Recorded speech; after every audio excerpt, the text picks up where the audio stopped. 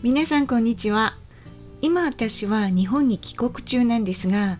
いつも帰ってくると驚くこと、戸惑うことがたくさんあります。もうスペイン在住15年ぐらいになるんですが、スペインはもちろんですけど、日本に帰ってきても特に最初の頃はなんか自分の国じゃないように感じることがあるんですよね。多分今日本に住んでいる外国人の皆さんも同じような感じだと思います。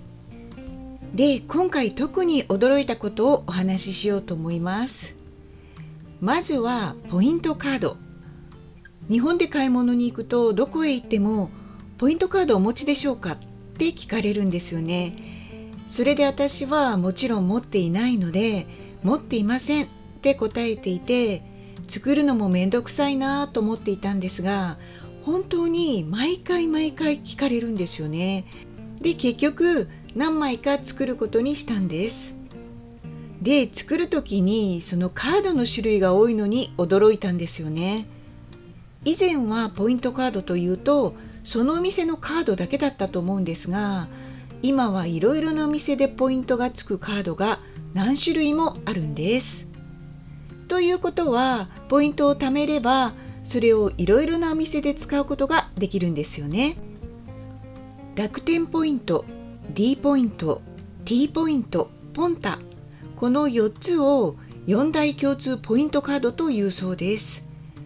私はその中の D カードとよく行くスーパーとデパートのカードを作ったんですが、少しずつだけどポイントが貯まってきて、その貯めたポイントを使うと割引されるんです。だから作らないと損なんですよね。で、みんなもうすでに知っていたんですよね。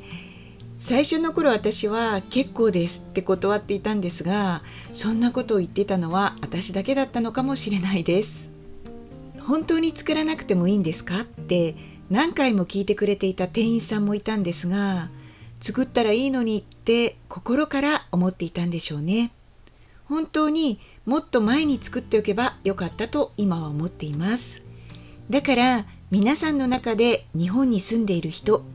これから住む人がいればポイントカードを作るのをおすすめします。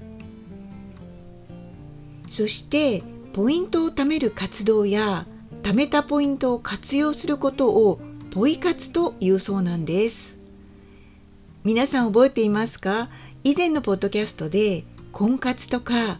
腸活などを紹介しましたよね。同じように活動の活をつけた言葉でポイントの活動、ポイ活って言うんですよね。ポイントカードの他にポイントがたまるアプリもあって、それらを併用してポイ活を頑張って節約している人も大勢いるみたいです。私はまだまだ素人なので、もっともっと勉強して頑張ろうと思っています。そして他に驚くことの一つに、店員さんの声かけがあります。声かけというのは声をかけるの略で、買い物に行った時、店員さんに声をかけられることです。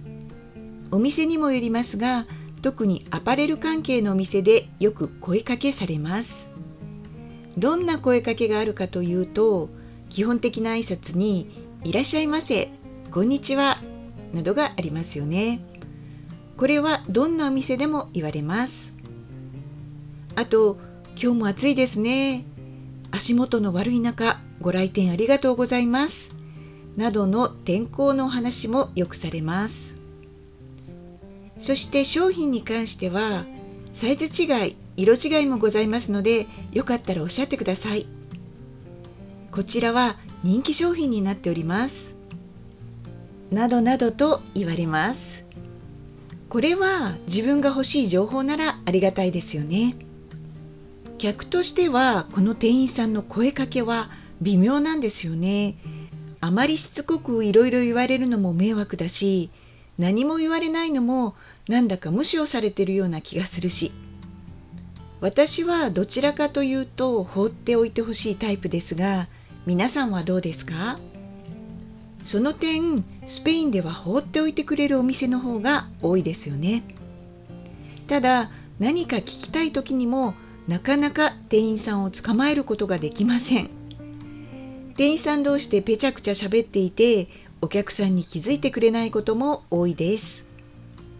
あと、全然サイズが合っていなくてもいいんじゃないと言われたり、少し破れていてもあまりわからないし、もし嫌だったらいつでも返品できるしと言われて驚いたこともあります。反対に日本の店員さんの対応は丁寧だけど、一度プレゼントをお探しですかって言われたことがありました。これはどういう意味かわかりますか？日本ってこのブランドの服は10代、これは20代から30代、これは40代以上というのがあったりするんですよね。あと、この色は30代以上にはきついなとか。スペインだと年齢に関係なくみんな好きなデザインや好きな色の服を着ていますが、日本ではちょっと恥ずかしいと思う人も多いんです。で、その時私はギャップでジーンズを見ていたんですよね。自分のために。すると店員さんにプレゼントですかって言われてしまいました。つまり店員さんは私が着るにはデザインが若すぎると思ったんでしょうね。私が自分で着ますって言ったらちょっと気まずそうでしたが、そんな時日本にいるんだなと感じます。スペインはいいですよね、自由で。でもその後で丁寧に包んでくれたりしたら、やっぱり日本っていいなと思うんですよね。本当に自分勝手ですよね。こんな風にどこへ行ってもいいことと悪いことがあります。スペインにいるときは日本のいいところばかり思い出して、日本にいるときはスペインのいいところを思い出す。そして結局どっちにいても 100% 自分の国じゃないような気がすることが多いんです。一番いいのは自分がいる国や場所のいいところを見るようにして、その状況を楽しむことですよね。ということで、日本に滞在中は自分の国なのにいろいろ慣れないことも多いけど、日本を楽しもうと思います。またいろいろ日本での出来事のお話もポッドキャストで話していこうと思います。今日も最後まで聞いてくれてどうもありがとうございました。それではまたね。